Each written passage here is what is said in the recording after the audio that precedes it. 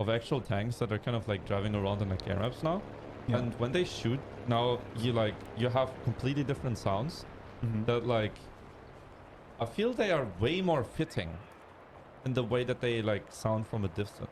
It's good, yeah. And like the explosion sound effects that have been like changed recently, I guess, as well. But you have this like more, can I recreate it without sounding stupid? Like the kind of like more like fussy sound effect of it. When you have like a Gepard that is shooting you in your, or an M247 for that matter, and it like impacts on the mountains next to you while you're like kind of evading it in your plane, in air RB, mind you, right? It sounds so much more like kind of scenic. Yeah, I know what you mean. Like my brain goes, yes, yes. this is how that should sound. Like, I like that. Good. Do you get stuff from doing streams, boosters, SL, Eagle? I mean, we work here. Like, we're not hired independently to do streams. Just doing streams is like a small part of our actual job. We were working, and we had to drop everything that we were doing, and then we had to be in here. I need to work again tonight. We need to get the footage set done. It's not going to get done. It's going to happen. The stars have not aligned for me in a long time with this. I've had to play catch up for like the longest time.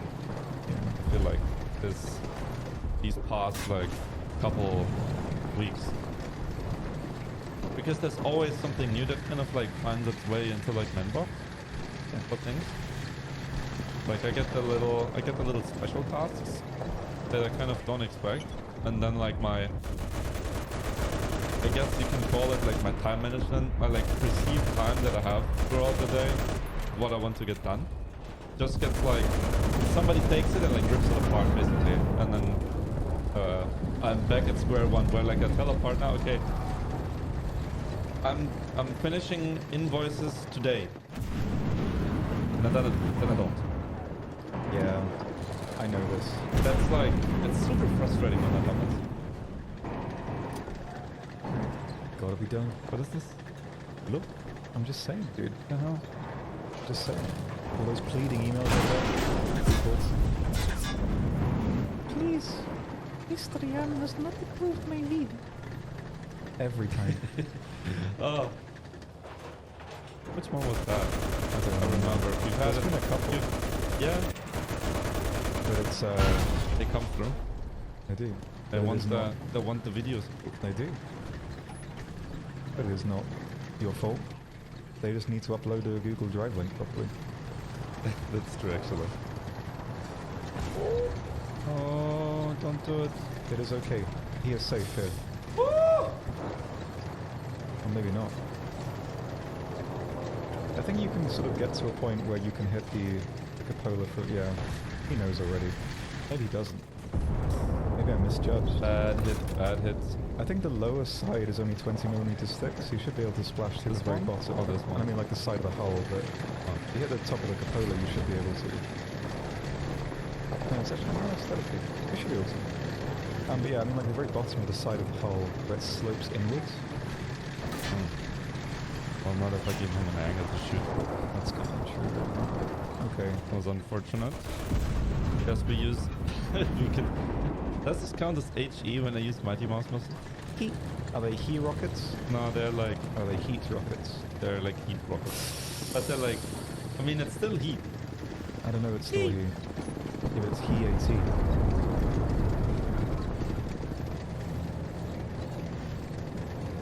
He. Yeah. He-8 rockets. Yeah, that's kind of true. Stock AH1G. You'd be surprised, like, even though I've played a ton of this game, the way that I've played, like, there's two people here that are sitting next to each other that have a completely different philosophy in terms of like how we play this game. Tom, on one hand, likes to just play like a lot of vehicles, kind of use a tool well, kind of go to the next vehicle, and kind of spreads it out. And then I just go, me like Vigan. And then I play 2000 games of the Vigan. And then I find a new plane that I like. And then I do the same thing with that thing. Me like Hunter F1. And then I play 2000 games of the Hunter F1. to the point where the people that watch my private stream know this, will play nothing but a single vehicle for like, I don't know, I just get like bored a if I month play or the same two or thing for something like like that. even like a couple of hours. Yeah, for me, like the reason why I can do that is because my brain channels it into like I don't see the vehicle anymore almost. You see it as an extension of yourself. I just, of course. That's what I thought. Well, we did get him, but I was after the game was over. What's the most effective way to learn how to identify which tanks are what? It may seem simple, but a very good introductory way to look at it is sort of, well, if you don't really know too much about tanks, it's about kind of compartmentalizing what you're looking at into smaller and smaller groups until you can work out roughly what it is. And outside of like learning the shapes and like angles of the vehicle, a very simple thing to identify is the base camo. Because in a lot of instances, every nation has a very similar one. And you can kind of roughly get an idea. Yeah, go for it. Like practically every Russian vehicle has a sort of a green skin. Like every American one has like a dark brown skin. British one has like a darker brown skin. And you know, it's quite rudimentary and it's not universal. But from starting out, it's effectively just the simplest things, and then kind of, you know, isolating as much as you can, as quickly as you can, to work out roughly what you're looking at. That's a very good way to like do it. I agree. Well, yeah, it's like, well, if you remember the very, very into tanks in general, like after a while you can start learning like the shapes. Yeah. Like very boxy vehicles, you know, often are very, you know, angular. It's a lot of the time like German. You have like lots of slopes, rounded turrets, that kind of thing, like, you know, Russian, etc. So there's some, like, it's difficult to talk about it in such terms because obviously you can isolate instances where it's not the case. But for very, like, as entry level, it's a lot of it is just looking at the skin. Yes. And is the M683 TTS worth going through? Not really. It doesn't offer very much at 9.0. Like, the protection is not very good. The mobility is the main killer. It's quite poor.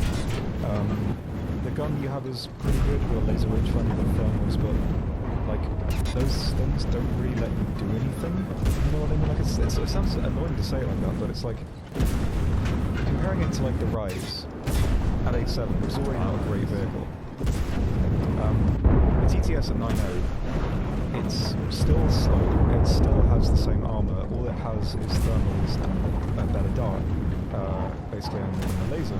And so it still doesn't let you do anything new. It just scales what you had before to fight stronger enemies, and the enemies that you fight are kind of in a different league to you. You know, like you can fight like T-72Bs, you can fight like Challenger 1s, Leopard 2A4s, etc. Like you can still kill them. Quick, how many drive wheels does a T-72 have? I don't know, it doesn't matter. You don't want to focus on the tiny parts, you want to focus on the most easily identified aspects. But